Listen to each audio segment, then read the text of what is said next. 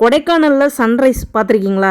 நான் போகிறப்பெல்லாம் பார்ப்பேன். உங்களுக்கு காட்டணும்ல, அதனால தான் 5 மணிக்கெல்லாம் எழுந்து உட்காந்து இந்த வீடியோவை அப்பப்போ எடுத்துகிட்டே இருந்தேன். காரணம் என்னென்னா, மேகக்கூட்டங்கள் அப்படியே நிறைஞ்சு கிடக்கிற இடத்துல எப்போ சூரியன் வெளியில் வருதுன்னே கண்டுபிடிக்க முடியாது. அதனால கேமராவை நாம் திறந்து அப்படியே வச்சுட்டு உட்காந்துருக்கணும். அப்படி தான் நானும் இந்த சன்ரைஸை வெளியில் எப்போ வரும் அப்படின்னு வெயிட் பண்ணி பார்த்துக்கிட்டே இருக்கிறேன். உங்களுக்கு அந்த சன்ரைஸை காட்டணும்ல, ஒரு வழியாக சன்ரைஸ் வெளியில் வந்ததுக்கப்புறம் எப்படி இருக்குது அப்படின்றதையும் பாருங்கள். கரெக்டாக 5:50க்கு இந்த சன் வெளியில் வர்றது நம்ம பார்க்குறோம். சில நாள் 6:30 மணி 7 மணி வரைக்குமே இந்த சன்னை நம்ம கண்ணில் காட்ட விடாமல் மேகக்கூட்டங்கள் மறைச்சி நிற்குமா. சன்ரைஸ் பார்த்தாச்சு, அடுத்து லேக் போகலாமா? காலையில் கொடைக்கானலில் ரொம்ப ஃபேமஸாக இருக்கக்கூடிய அந்த உறைபனியை பார்க்குறதுக்கு தான் நம்ம இப்போ போகிறோம். இப்போது லேக்கில் நிற்கிறோம். லேக் எப்படி இருக்குது அப்படின்றத பார்த்துட்டே போகலாம். லேக்கில் இருக்கிற அந்த மேலோட்டமான தண்ணி எப்படி இருக்கும்னா, ஃப்ரிட்ஜ்லேருந்து எடுக்கிற ஐஸ் கட்டி மாதிரியே இருக்குதுங்க.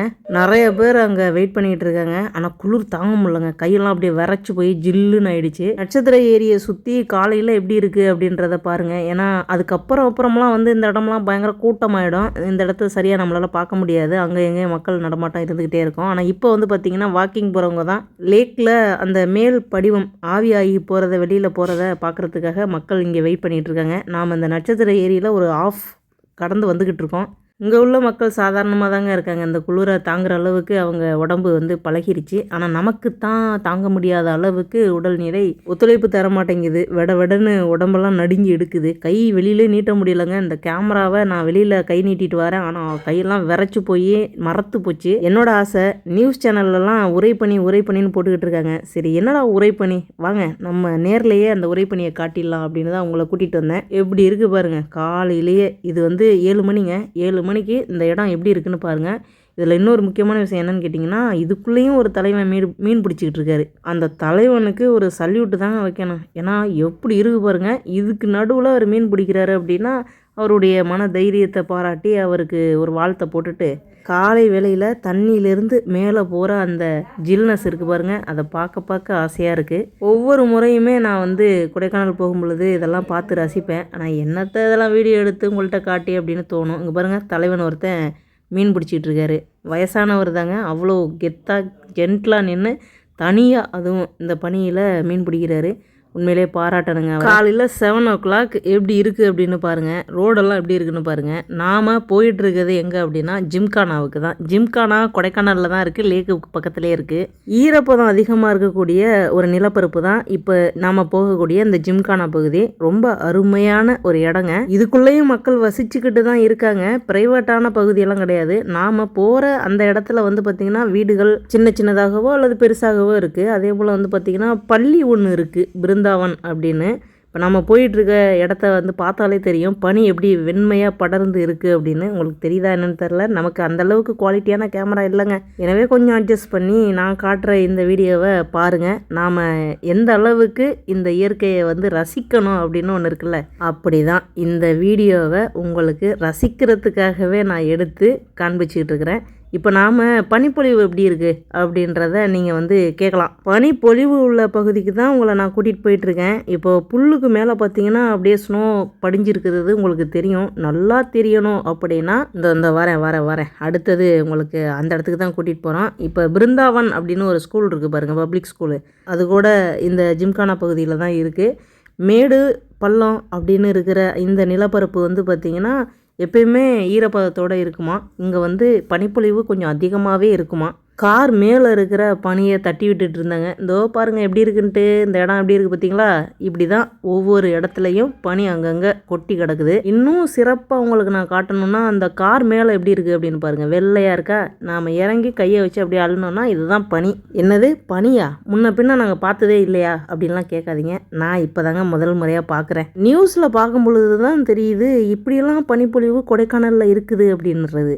விடுவோமா தலைவரை, இந்த பனிப்பொழிவை நான் பார்க்கணும் தலைவரை, எப்படியாவது என்னை கொடைக்கானல் கூட்டிகிட்டு போங்க அப்படின்னு கேட்ட உடனே அவங்களுக்கு அலுவல் காரணமாக கிளம்புன உடனே வாங்கன்னு சொல்கிறதுக்கு முன்னாலேயே பெட்டிக்குள்ளே தேவையான திங்ஸ் எடுத்து வச்சுக்கிட்டு காருக்கு பின் சீட்டில் போய் உட்காந்துட்டாங்க. போகிற வழியெல்லாம் இந்த பனிப்பொழிவை பார்க்கும் பொழுது அம்புட்டு ஆசையாக இருக்குது. இந்த இடத்துலலாம் இறங்கி செத்து விளாடலாமா அப்படின்னு கேட்டாங்க. வா, உன்னை ஒரு இடத்துக்கு கூட்டிகிட்டு போகிறேன், அந்த இடத்துல தான் நீ இறங்கி உன்னுடைய சேட்டையெல்லாம் காட்டணும் அப்படின்னு சொல்லிட்டாங்க. இந்த சீனை பார்க்க ஸ்ரீ வரலங்க. ஏன்னா ஸ்ரீ நான் வரல, எனக்கு தூக்கம்தான் முக்கியம், நீ என்னம்மா இப்படி பண்ணுற, அதனால் நீ மட்டும் போயிட்டு வா, நான் வரமாட்டேன் அப்படின்னு ஸ்ரீ சொல்லிட்டதால 4 கண்களால் ரசிக்கப்பட வேண்டிய இந்த பனிப்பொழிவை 2 கண்களால் மட்டும் ரசிக்கிற மாதிரியான சுச்சுவேஷன் அமைஞ்சு போச்சுங்க.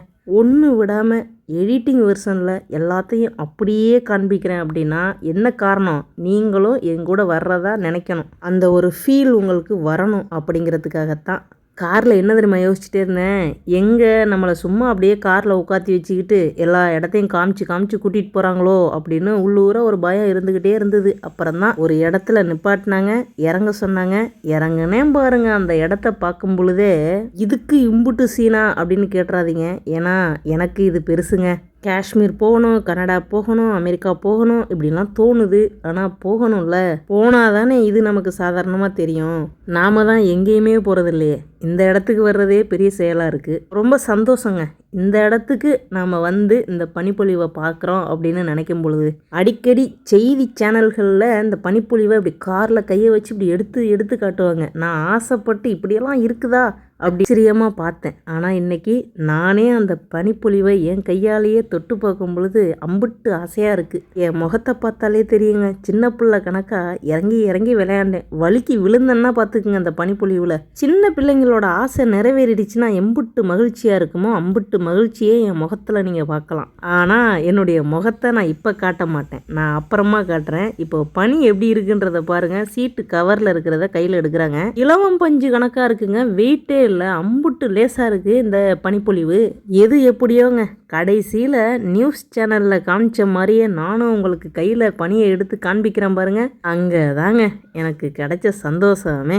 இப்பயும் பனிப்பொழிவு இருந்துக்கு தான் இருக்குன்றாங்க. ஆனால் எப்படி இருந்தாலும் பரவாயில்ல, நாம் போனோம், பனியை கையில் அள்ளுனோம், விளையாண்டோம், வேடிக்கை பார்த்தோம் அப்படிங்கிற அந்த மகிழ்ச்சி இருக்குல்ல, அது போதும் இந்த ஜென்மத்துக்கு. இப்படியே நின்றுக்கிட்டு இருக்கியே, உள்ள சதுப்பு நிலத்துக்குள்ளே போய் பாரேன் அப்படின்னு யாரோ சொல்கிறது என் காதில் விழுகுது. இறங்குவோம், உள்ளே போவோம், எப்படி இருக்குன்றதை பார்ப்போம். உங்களுக்கு ஒரு ஷேம் பப்பி ஷேமான கதையை சொல்லவா? 4-5 பேர் போன இடத்துல நான் மட்டும் வலிக்கி சதுப்பு நிலத்தில் உருண்ட கதை உங்களுக்கெல்லாம் தெரியாதுங்க. அம்புட்டு கேவலமாயிடுச்சு. செப்பலில் கிரிப்பு இல்லாததுனால வலிக்கி விழுந்துட்டேன். விழுந்த கணத்தில் பார்த்தீங்கன்னா எழுந்துட்டேன். ஆனால் இருந்தாலும் 2 பேர் பார்த்துட்டாங்களேன்னு கொஞ்சம் வெக்கமாக தான் இருந்தது. பரவாயில்ல விடு, எத்தனையோ அவமானங்களை நாம் சந்தித்து தானே வந்தோம், இது என்ன பெரிய விஷயமா அப்படின்ற மாதிரி தான் இருந்தது. ஃபுல்லாக சதுப்பு நிலங்க. பகல் நேரத்தில் மாடெல்லாம் கட்டி மேய விட்டுருப்பாங்க போல. அங்கங்கே கயர்லாம் கட்டுனபடி இருந்தது. நம்ம தோப்பு கட்டுக்குள்ளெல்லாம் கயர் கட்டி மாட்டை மேய விடுவோம்ல, அது மாதிரி நல்லா தாங்க இருந்தது. இதை நியூஸில் பார்க்குறதுக்கும் நாம் இப்போ நேராக பார்க்குறதுக்கும் ரொம்ப ஹாப்பியாக தான் இருந்தது. செம்ம ஹாப்பிங்க. ஜிம்கானா பகுதியில் பனிப்பொழிவை நம்மளும் பார்த்துட்டோம், கையில் எடுத்துட்டோம் அப்படின்னு. ஆனால் இங்கே இருக்கிற இந்த புல் மேலே இருக்கிற பனிப்பொழிவெல்லாம் கையில் எடுக்க முடியாது. ஏன்னா இது என்னவா யூஸ் பண்ணுவாங்க இந்த இடம்லாம் அப்படிங்கிறது நமக்கு பார்த்தது இல்லைல்ல. அதனால் சும்மா அப்படியே மேலோட்டமாக வீடியோ மட்டும் எடுத்துக்கிட்டு பின்னாடியே நடந்து போனேன். என் முகத்தை பார்க்குறது அப்படிங்கிறது எனக்கு ரொம்ப சின்ன பிள்ளைத்தனமாக இருந்தது. இருந்தாலும் சரி பரவாயில்ல, நீங்களும் பாருங்கள் எவ்வளவு ஹாப்பியாக நான் வந்து இந்த இடத்துல என்ஜாய் பண்ணுறேன் அப்படிங்கிறத. நல்லா தான் இருந்தது. ஃபுல்லாக நடந்து போகிற இடம்லாம் பார்த்திங்கன்னா அங்கங்கே கால் வைக்கிற இடம்லாம் அந்த நம்மளுடைய செப்பல் இருக்குது பாருங்கள், அதில் பனி ஒட்டிக்கிட்டு செப்பலே வந்து அவ்வளவு வெயிட் ஆகிடுச்சு. பேக்ரவுண்ட் மியூசிக்லாம் கொடுத்து செம்மையாக அந்த வீடியோ பண்ணணும்னு தான் நினச்சேன். ஆனால் கம்யூனிட்டி ஸ்ட்ரைக்கு அப்புறம் காப்பிரைட்டுன்னு அது இதுன்னு அடிச்சு விட்டு நம்ம சேனலே ஒரு லெவல் ஆகிடுச்சு. அதனால் பேக்ரவுண்ட் மியூசிக் இல்லாமல் தொணன்னு பேசி உங்களை அறுத்து கொள்ளலான்னு முடிவு பண்ணி தான் நான் பேசிக்கிட்டே இருக்கிறேன். நல்லா இருக்குல்ல?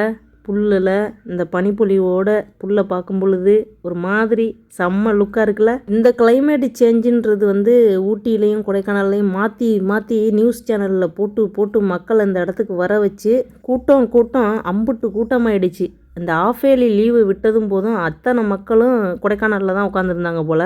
ஆனால் அவங்க யாருக்கும் தெரியலைங்க, இந்த 7 மணிக்குள்ளே வந்தால் தான் இந்த பனிப்பொழிவை பார்க்க முடியும் அப்படிங்கிறது. காலையில் எழுந்து சன்ரைஸை பார்த்துட்டு அடுத்ததாக உங்களுக்கு இந்த பனிப்பொழிவையும் காட்டுறது என் முகத்தில் எவ்வளோ ஒரு ஹாப்பினஸ் தெரியுது பாருங்கள். இந்த சதுப்பு நிலத்தோட வரலாறு இதெல்லாம் தெரிஞ்சுக்கணும் அப்படின்னு நீங்கள் நினைப்பீங்க. அதை நீங்கள் போய் கூகுள்லேயே போய் தட்டி பாருங்கள், எல்லாமே அங்கேயே கொடுத்துருப்பாங்க. நாம் என்னத்தை அதை போய் தனியாக வகுப்பெடுக்கிறது. அப்படி நான் வகுப்பெடுத்தேன்னா நீங்கள் எப்போ அந்த சேனலை வேணான்னு விட்டுட்டு ஓடிடுவீங்க. நம்ம லாங் வீடியோவை அந்தளவுக்கு நம்ம சேனலில் யாரும் பார்க்குறது கிடையாது. யாராவது ஒரு சில பேர் இது என்ன தான் போட்டு வச்சுருக்கு அப்படின்னு பார்க்குறதுக்காக வர்றவங்க தான் கொஞ்சம் பேர் இந்த சேனலில் லாங் வீடியோவுக்கு ஃபேனாக இருக்காங்க.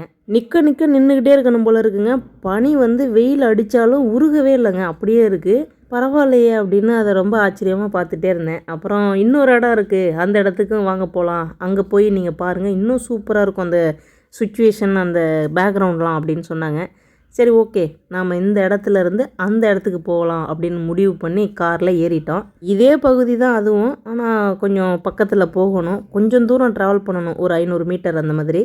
என்னை பார்க்கும்பொழுது ஏதோ நடவு நட்டுக்கிட்டு இருக்க மாதிரி தான் தோணும். நான் நடவெல்லாம் நடலைங்க, அங்கே இருக்கிற பனியை கையில் எடுத்துகிட்டு வந்து உங்கள்கிட்ட காட்டணும்ல, அதுக்காக தான் எடுத்துகிட்டு வரேன். பஞ்சு போல் இருக்கிற இந்த பனியை நீங்கள் பாருங்கள், நல்லா இருக்குல்ல?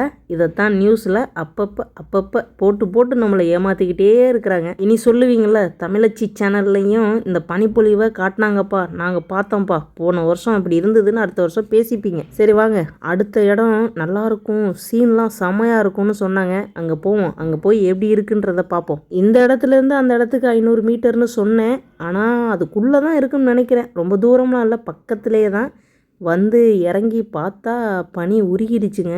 ஆனால் இந்த இடம் வந்து பனிப்பொழிவோடு பார்க்கும் பொழுது ஃபுல் ஒயிட்டாக இருக்குமா. அதை நான் முடிஞ்சதுன்னா ஃபோட்டோ அப்லோட் பண்ணுறேன் இதோட, இல்லைன்னா உள்ளது உள்ளபடியே அப்படியே பார்த்துருங்க எப்படி இருக்குன்னு. நல்லா இருக்குல்ல? இங்கெல்லாம் வந்து படம் எடுப்பாங்கன்னு நினைக்கிறேன், அந்த மாதிரியான ஒரு இடம் தான். காட்டுப்பகுதி மாதிரி இருக்குது, பழைய பங்களா இருக்கிற மாதிரி இருக்குது, எல்லாத்துக்கும் பொருந்தும். காமெடி சீனும் எடுக்கலாம், வில்லன் சீனும் எடுக்கலாம், எல்லாமே எடுத்துக்கலாம் அந்த இடத்துல. அந்த அளவுக்கு இந்த இடம் வந்து அவ்வளவு சூப்பராக இருக்குது. என்ன ஒரு பார்க்குறதுக்கு அழகாக இருக்குன்னா, இந்த செடி மேலே பனி அப்படியே உருகி சொட்டு சொட்டாக நிற்கிது பாருங்கள், அதுதாங்க பார்க்குறதுக்கு அம்புட்டு அழகாக இருந்தது. கொஞ்சம் முன்னாடி வந்திருந்தா இந்த பனி இது மேலே இருக்கிறத நம்ம பார்த்துருக்கலாம். இப்போது உருகி தண்ணியாக சுட்டு சுட்டாக நிற்கிது. முதல்ல பார்த்த இடத்த விட இது கொஞ்சம் மேட்டு பகுதி அப்படின்றதுனால இது சீக்கிரமாக பனி உருக ஆரம்பிச்சிருச்சு. செம்மையாக இருக்குது பார்த்தீங்களா, எப்படி இருக்குது பாருங்கள். நல்ல ஒரு டைம் தாங்க, நேரம் நல்லா இருந்தது, அதனால தான் எனக்கு இந்த பார்க்கக்கூடிய வாய்ப்பு கிடச்சிது. சுற்றி முடிஞ்ச மட்டும் வீடியோவை எடுத்து தள்ளிடுவோன்னு எடுத்துட்டாங்க. என்னப்பா அது அங்கேருந்த இப்போ ரூம்லேருந்து வெளியில் வர்ற அப்படின்னு கேட்குறீங்களா? கேட்க மாட்டீங்க, நினப்பிங்க, நானே சொல்லிடுறேன். இன்றைக்கி செக் அவுட்டு டைமு, கிளம்பி ஊருக்கா போகிறீங்க அப்படின்னா இல்லைங்க, அடுத்த இடத்துக்கு போகிறோம். அந்த அடுத்த இடம் எப்படி இருக்குது அப்படிங்கிறத அடுத்த வீடியோவில் நான் சொல்கிறேன். இப்போது இந்த வீடியோவில் இந்த ஹோட்டல், அதாவது லீப்போஸ் கொடைக்கானல், இங்கே எப்படி இருக்குது அப்படின்றத பாருங்கள். செம்மையான இடங்க, வாக்கிங் போகிறது, அதுக்கப்புறம் ஈவினிங் ஆனால் எல்லோரும் உட்காந்து பேசிகிட்டு இருக்குது, மார்னிங் வந்து சன்ரைஸ் பார்க்குறது, இது எல்லாமே இந்த இடத்துல வந்து ரொம்ப சூப்பராகவே இருந்துச்சு. ஒவ்வொரு முறை கொடைக்கானல் வந்து கிளம்பும்போது இந்த இடத்த நான் ரொம்ப மிஸ் பண்ணுற மாதிரியே இருக்கும். ஏன்னா சிட்டுக்குருவி சத்தம் இங்கே அப்படி கேட்குங்க. என்னவோ நம்ம ஊரில் சிட்டுக்குருவிகள்லாம் முன்னால் சத்தம் போடும்ல, அந்த மாதிரி ஒரு ஃபீல் இருக்கும். ஸோ ஸ்ரீயும் மெதுவாக தூங்கி எழுந்து முகமெல்லாம் கழுவி காலை வேலையெல்லாம் முடிச்சுட்டு என் கூட செக் அவுட் பண்ணிவிட்டு வந்துக்கிட்டு இருக்காரு. நாம் அடுத்ததாக எங்கே போகிறோம், அந்த இடம் எப்படி இருக்குது அப்படிங்கிறத நான் உங்களுக்கு அடுத்த வீடியோவில் போடுறேன். நம்ம வீடியோலாம் பாருங்கள், லைக்கெல்லாம் பண்ண வேணாங்க, நான் திரும்ப உங்கள்கிட்ட கேட்டுக்கிறது அதுதான். ஷேரும் பண்ண வேணாங்க. நிறைய பேர் என்ன பண்ணுறாங்கன்னா, பொறாமையில் 2 காதுலேருந்து புகை வருது. மற்றவங்கள்ட்ட என்னென்ன வார்த்தைகள் சொல்லி ஷேர் பண்ண முடியுமோ, என்னென்ன வார்த்தைகள்லாம் சொல்லக்கூடாதோ, எதுக்கெல்லாம் ஆசைப்படக்கூடாதோ அத்தனை வன்மத்தையும் பாவம் அடுத்தவங்கள்ட்ட கொட்டி தீர்க்குறாங்களாம். அதனால் நான் நல்லா இருக்கணும்னு நினைக்கிறவங்க மட்டும் இந்த வீடியோவை பார்த்தா போதுங்க.